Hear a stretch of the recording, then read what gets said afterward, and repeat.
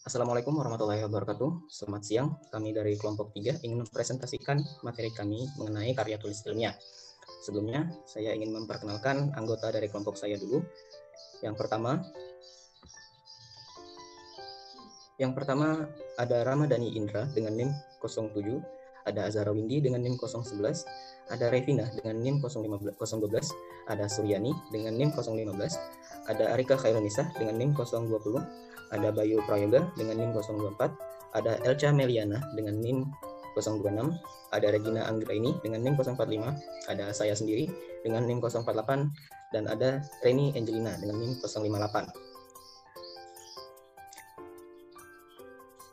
Pada presentasi kali ini, kami akan membahas tentang pengertian karya tulis ilmiah, hakikat karya tulis ilmiah, ciri-ciri karya tulis ilmiah, jenis-jenis karya tulis ilmiah, dan teks akademik dan non-akademik.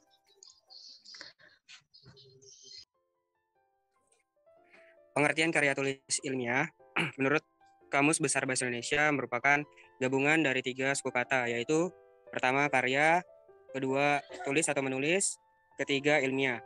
Karya dapat diartikan sebagai hasil sebuah usaha, upaya, perbuatan, atau ciptaan, sedangkan tulis atau menulis memiliki arti segala kegiatan yang terkait dengan huruf, angka, pena, atau media tulis yang lain. Terakhir, ilmiah, berarti bersifat ilmu, secara ilmu pengetahuan, atau memenuhi syarat kaidah ilmu pengetahuan. Jika diartikan secara menyeluruh, karya tulis ilmiah merupakan sebuah karya yang dihasilkan dari kegiatan menulis dengan menggunakan penerapan kaidah ilmiah, mengutamakan aspek rasionalitas, mengusung permasalahan yang bersifat objektif serta faktual. Baik, saya akan melanjutkan materi yang telah dijelaskan oleh rekan saya. Saya akan membahas mengenai hakikat karya tulis ilmiah, di mana karya ilmiah memiliki pengertian suatu karangan yang disusun secara sistematis dan bersifat ilmiah. Sistematis merupakan karya tulis yang disusun dengan aturan tertentu, sehingga tersebut jelas dan saling terkait. Sedangkan ilmiah, karya tulis yang menyajikan suatu deskripsi, gagasan, argumentasi, atau pemecahan masalah yang didasarkan pada kajian teori atau bukti empirik. Di mana hakikat karya tulis ilmiah, sebagaimana juga merupakan ilmu-ilmu yang dapat dikaji dari tataran ontologi, epistemologi, maupun aksiologi. Menurut Surya Sumatri, ontologi merupakan hakikat apa yang dikaji di dalam karya tulis ilmiah tersebut. Berasal dari bahasa Yunani on atau ontos, yang merupakan ada, dan logos merupakan ilmu. Jadi ontologi merupakan ilmu tentang apa yang kita ketahui, seberapa jauh apa yang kita ingin tahu. Pembahasan mengenai ontologi merupakan pembahasan kebenaran suatu fakta. Untuk mendapatkan kebenaran itu, ontologi memerlukan proses bagaimana realitas tersebut dapat diakui kebenarannya. Untuk itu, proses tersebut memerlukan dasar pola berpikir. Pola berpikir didasarkan pada bagaimana ilmu pengetahuan digunakan sebagai dasar pembahasan realitas di dalam karya tulis tersebut. Selanjutnya ada epistemologi, bagaimana cara mendapatkan pengetahuan yang benar dalam mengkaji karya ilmiah tersebut. Berasal dari bahasa Yunani yang artinya episteme, pengetahuan, dan logos merupakan kata atau pembicaraan atau ilmu yang merupakan cabang filsafat yang berkaitan dengan asal, sifat, karakter, dan jenis pengetahuan. Di mana epistemologi merupakan teori pengetahuan yang berhubungan dengan hakikat dari ilmu pengetahuan, pengandaian, dasar-dasarnya, serta penanggung-jawaban atas pernyataan mengenai pengetahuan yang dimiliki oleh setiap manusia. Pengetahuan tersebut diperoleh manusia melalui akal dan panca indera dengan berbagai metode. Di antaranya ada metode induktif dan metode deduktif. Adapun secara aksiologi, nilai kegunaan ilmu yang di dalam karya tulis ilmiah tersebut, aksiologi berasal dari bahasa Yunani yang merupakan aksios yang berarti nilai dan logos yang berartikan teori. Menurut Bramel dalam Ampal 2009-163, aksiologi terbagi atas 3 bagian, yaitu tindakan moral, ekspresi keindahan, dan kehidupan sosiopolitik. Jadi bisa ditarik kesimpulan, hakikat karya tulis ilmiah yaitu suatu karangan berdasarkan ilmu-ilmu yang dikaji dengan proses dan memiliki nilai kegunaan serta susunan yang bersifat sistematis dan ilmiah.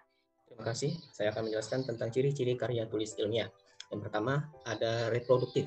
Artinya, karya ilmiah ditulis oleh peneliti atau penulis harus diterima dan dimaknai oleh pembacanya sesuai dengan makna yang ingin disampaikan.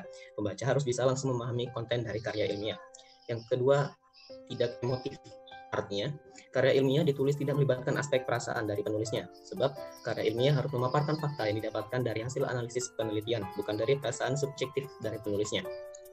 Yang ketiga, tidak ambigu. Sebuah karya ilmiah harus memberikan pemahaman secara detail dan tidak dikemas dengan bahasa yang tidak membingungkan. Dengan begitu, maksud dari karya ilmiah itu bisa langsung diterima oleh pembacanya. Yang keempat, menggunakan bahasa baku. Menggunakan bahasa baku agar mudah dipahami.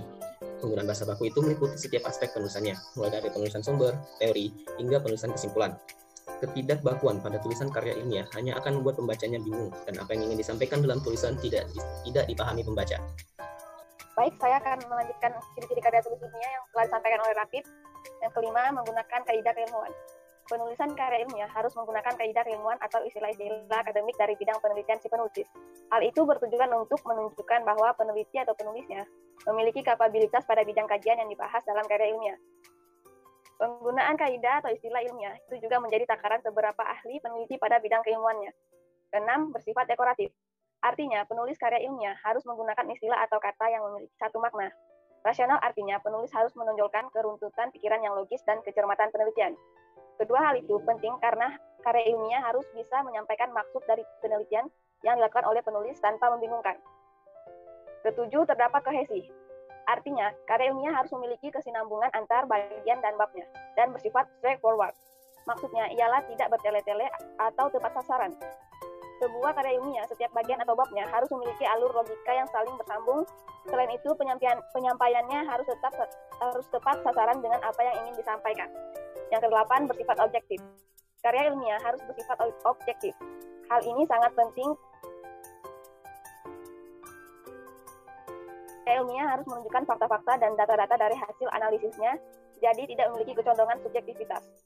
Yang terakhir, 9, menggunakan kalimat efektif. Penulisan karya ilmiah harus menggunakan kalimat efektif. Ciri ini berkaitan dengan semua ciri sebelumnya. Tujuan penggunaan kalimat dalam karya ilmiah agar pembaca tidak dipusingkan dengan penggunaan kalimat yang berputar-putar. Penggunaan kalimat seperti itu hanya akan membuat pembaca bingung. Baik, materi selanjutnya ialah jenis-jenis karya tulis ilmiah. Yang pertama adalah artikel. Artikel merupakan tulisan yang berisi pendapat subjektif tentang suatu masalah atau peristiwa. Dalam konteks ilmiah, artikel adalah karya tulis yang dirancang untuk dimuat dalam suatu jurnal atau buku yang berisikan artikel.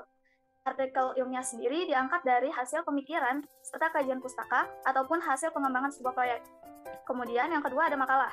Makalah merupakan karya ilmiah yang dibuat untuk menyajikan sebuah masalah yang penyelesaiannya mengandalkan bermacam-macam data yang ada di lapangan. Karya ini merupakan karya yang bersifat empiris dan objektif. Dalam penyajiannya, makalah biasa dipresentasikan dalam sebuah kegiatan seminar. Kemudian yang ketiga ada skripsi. Skripsi merupakan karya ilmiah yang dibuat oleh mahasiswa untuk mendapatkan gelar sarjananya. Skripsi ini sendiri memuat tulisan berisi pendapat penulis yang mengacu atau berdasarkan teori yang telah ada sebelumnya. Selanjutnya, keempat, kertas kerja atau work paper. Pada dasarnya sama dengan makalah, namun dibuat dengan analisis yang lebih mendalam serta dipresentasikan pada seminar yang dihadiri oleh ilmuwan. Kertas kerja atau work paper itu menjadi acuan untuk tujuan tertentu dan bisa diterima atau dimentahkan oleh forum ilmiah. Yang kelima, paper. Sebutan khusus untuk makalah di kalangan mahasiswa dalam kaitannya dengan pembelajaran dan pendidikannya sebelum menyelesaikan jenjang studi di gelombang S1, S2, dan S3. Sistematika penulisannya sama dengan artikel atau makalah, tergantung panduan yang berlaku di perguruan tinggi masing-masing. Yang keenam, tesis. Tesis adalah karya tulis ilmiah mahasiswa untuk menyelesaikan jenjang studi S2 atau pasca sarjana, yang sifatnya lebih mendalam dibandingkan dengan skripsi. Tesis mengungkapkan pengetahuan baru yang diperoleh dari penelitian sendiri. Yang ketujuh, disertasi. Diperuntukkan bagi mahasiswa program S3 atau meraih gelar doktor. Dia mengumpulkan suatu dalil yang dapat dibuktikan oleh penulis berdasarkan data dan fakta yang sah atau valid dengan analisis yang rinci. Disertasi ini berisi suatu temuan penulisan sendiri yang berupa temuan orisinal. Baiklah, saya akan menjelaskan tentang teks akademik. Teks akademik adalah tulisan yang diperoleh sesuai dengan sifat keilmuannya dan didasari oleh hasil pengamatan, peninjauan, penelitian dalam bidang tertentu. Disusun menurut metode tertentu dengan sistematika penulisannya yang berbahasa santun dan isinya dapat dipertanggungjawabkan kebenaran atau keilmiahannya. Ciri-ciri teks akademik yang pertama yaitu bersifat sederhana dalam struktur kalimat. Kesederhanaan teks akademik terdiri dari struktur kalimat yang sederhana melalui penggunaan kalimat simpleks. Yang kedua yaitu padat informasi dan kata leksikal. Yang dimaksud padat pada teks akademik adalah padat akan kata-kata leksikal. Informasi dipadatkan melalui kalimat simpleks dan melalui nominalisasi. Teks akademik lebih banyak menggunakan kata leksikal atau kata isi, seperti nomina, verba predikator, adjektiva, dan adverbial tertentu, daripada kata struktural seperti kondisi, kata sandang, preposisi, dan sebagainya. Semakin ilmiah suatu teks, semakin besar pula kandungan kata-kata leksikalnya. Yang ketiga yaitu banyak memanfaatkan nominalisasi dan istilah teknis. Ditemukan bahwa realisasi leksis pada teks-teks akademik yang dicontohkan nominalisasi digunakan untuk memadatkan informasi. Selanjutnya, istilah teknis merupakan penamaan kepada sesuatu dengan menggunakan nominal yang antara lain dibangun melalui proses nominalisasi. Selanjutnya, itu bersifat taksonomik dan abstrak. Taksonomi adalah pemetaan pokok persoalan melalui klasifikasi terhadap sesuatu. Teks akademik dikatakan abstrak karena pokok persoalan yang dibicarakan di dalamnya sering sekali merupakan hasil dari pemformulasian pengalaman nyata menjadi teori. Selanjutnya itu banyak memanfaatkan proses relasional identifikatif dan proses relasional atributif. Proses relasional identifikatif merupakan alat yang baik untuk membuat definisi atau identifikasi terhadap sesuatu. Sedangkan proses relasional atributif merupakan alat yang baik untuk membuat deskripsi dengan menampilkan sifat, ciri, atau keadaan benda yang dideskripsikan tersebut. Selanjutnya itu bersifat monologis dengan banyak mendayagunakan kalimat indikatif deklaratif. Maksudnya yaitu sifat monologis pada teks akademik mengandung arti bahwa teks tersebut menyampaikan informasi kepada pembaca dalam satu arah.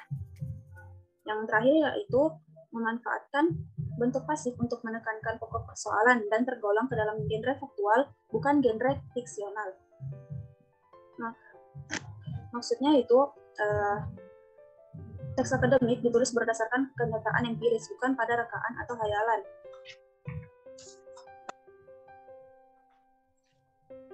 Dan penggunaan bentuk pasif pada teks akademik dimaksudkan untuk menghilangkan pelaku manusia, sehingga unsur kalimat yang berperan sebagai subjek dijadikan pokok persoalan yang dibicarakan di dalam teks tersebut. Ada pula beberapa contoh yang termasuk dalam teks akademik seperti ulasan buku, proposal, laporan, dan artikel ilmiah. Ulasan buku merupakan buku referensi atau buku yang digunakan sebagai referensi atau bahan rujukan pada saat orang menyusun karya ilmiah. Di lingkungan akademik, buku sering diulas untuk mengetahui keunggulan dan kelemahannya. Selanjutnya itu proposal, merupakan tulisan yang berisi rancangan penelitian atau rancangan kegiatan. Proposal dapat berupa proposal penelitian atau proposal kegiatan. Selanjutnya itu laporan. Laporan terbagi dua, yaitu laporan penelitian dan laporan kegiatan. Selanjutnya itu artikel kimia. Artikel kimia juga terbagi dua, menjadi artikel penelitian dan artikel konseptual. Artikel penelitian adalah laporan penelitian yang disusun dalam bentuk artikel. Artikel konseptual adalah artikel sebagai hasil pemikiran mengenai sesuatu secara konseptual. Strukturnya lebih fleksibel bergantung kepada cakupan pokok persoalan dan konsep atau teori yang digunakan untuk membicarakan pokok persoalan tersebut. Baik, saya akan menjelaskan tentang teks non-akademik. Teks non-akademik adalah karangan yang menyajikan fakta pribadi tentang pengetahuan dan pengalaman dalam kehidupan sehari-hari. Bersifat subjektif, tidak didukung fakta umum, dan biasanya menggunakan gaya bahasa yang populer atau biasa digunakan. Tapi terkadang ada yang menggunakan bahasa formal dan teknis, tergantung dengan konsep penulisan yang ingin diterapkan penulis. Berbeda dengan teks akademik, yang memang harus menerapkan bahasa yang formal. Adapun ciri-ciri teks non-akademik, yaitu ditulis berdasarkan fakta pribadi. Yang kedua, fakta yang disimpulkan bersifat subjektif. Ketiga, bersifat persuasif. Keempat, tidak memuat hipotesis. Dan kelima, gaya bahasa konotatif dan populer, yang dimana konotatifnya artinya adalah gaya bahasa yang banyak mengandung kata kias. Keenam, ada bersifat imajinatif. Ketujuh, situasi didramatisir. Kedelapan, tanpa adanya dukungan bukti. Yang terakhir, penyajian dibarengi dengan sejarah.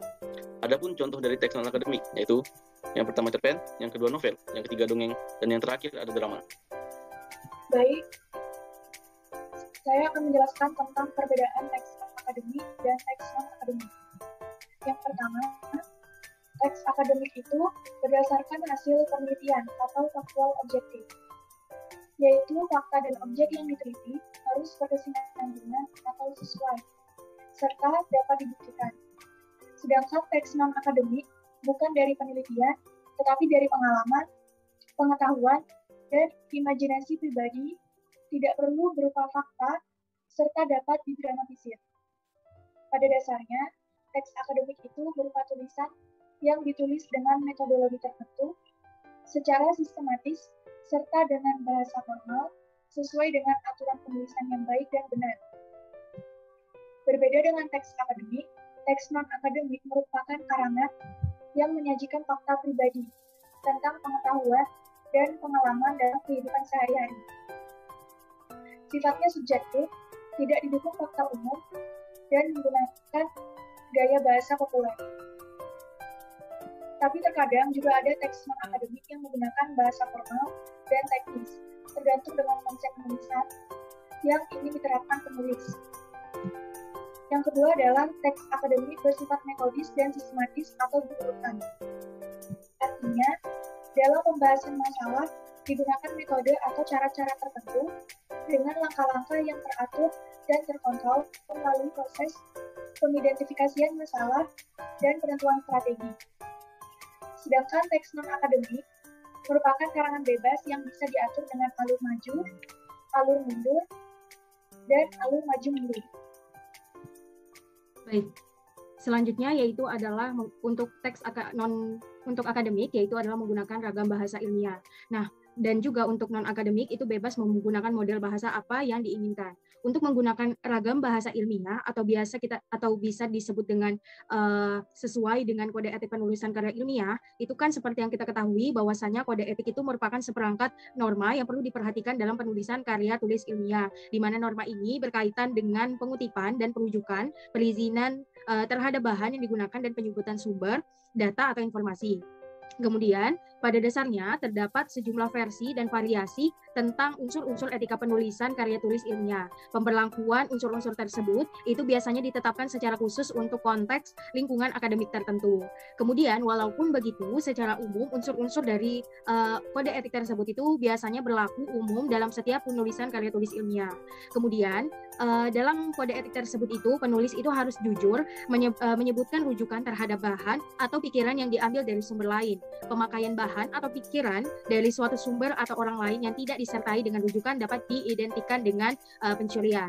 Nah, kemudian penulisan karya ilmiah harus menghindarkan diri dari tindak kecurangan yang lazim disebut dengan plagiarisme atau plagiat. Nah, plagiat itu merupakan tindak kecurangan yang berupa pengambilan tulisan atau pemikiran orang lain yang diakui sebagai hasil tulisan atau pemikiran orang lain yang diakui sebagai hasil tulisan atau hasil pemikiran sendiri. Nah, oleh karena itu, pada penulisan skripsi dan juga tesis itu wajib untuk mencantumkan pernyataan mereka dalam skripsi dan tesis ataupun disertasinya bahwa karyanya itu merupakan bukan pengambil alihan tulisan atau pemikiran orang lain. Nah, sedangkan seperti yang sudah saya sebutkan tadi bahwa non-akademik itu bebas menggunakan model bahasa apapun yang mereka inginkan karena penulisan karya non-akademik itu tidak terikat pada kode etik karena sifatnya sendiri merupakan karangan yang menyajikan fakta pribadi tentang pengetahuan dan pengalaman dalam kehidupan sehari-hari yang sifatnya emotif, persuasif, deskriptif, dan juga itu semua itu merupakan bentuk representatif dari penulis itu sendiri. Nah, kemudian yang terakhir, perbedaan teks akademik dan non-akademik, yaitu kalau untuk akademik, suatu kritik dalam sebuah karya ilmiah haruslah berdasarkan bukti, sedangkan untuk non-akademik itu kritik hanya berdasarkan apa yang dipikirkan pengarang. Nah, suatu kritik dari sebuah karya tulis ilmiah itu kan dipahami sebagai teks yang ditulis dengan susunan sistematis serta logis dan memenuhi kaidah ilmiah pengetahuan yang berlaku. Nah, kemudian aspek rasionalitas yang diutamakan dalam penulisan karya tulis ilmiah ini dan permasalahan yang diangkat dalam penulisan karya tulis ilmiah ini bersifat objektif dan aktual. Adapun ciri-ciri dari KTI itu sendiri kan yang pertama, itu suatu permasalahan diungkapkan secara logis, fakta dari data yang diangkat itu harus kredibel dan analisis yang objektif, serta pada bagian rumusan masalah diungkapkan dengan kalimat interrogativa. Nah, kemudian opini yang dikemukakan harus berlandaskan teori dari berbagai sumber, seperti dari pendapat ahli, jurnal ilmiah, ataupun buku-buku yang sudah terbit, bukan berasal dari imajinasi, perasaan, atau pendapat yang subjektif.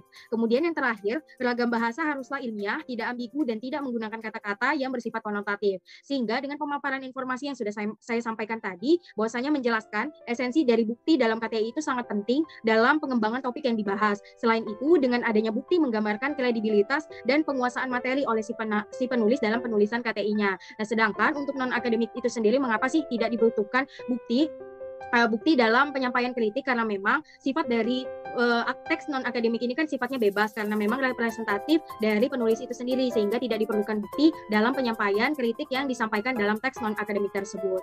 Itu tadi presentasi materi karya tulis ilmiah dari kami. Apabila ada kekurangan mohon dimaafkan. Saya tutup. Wassalamualaikum warahmatullahi wabarakatuh.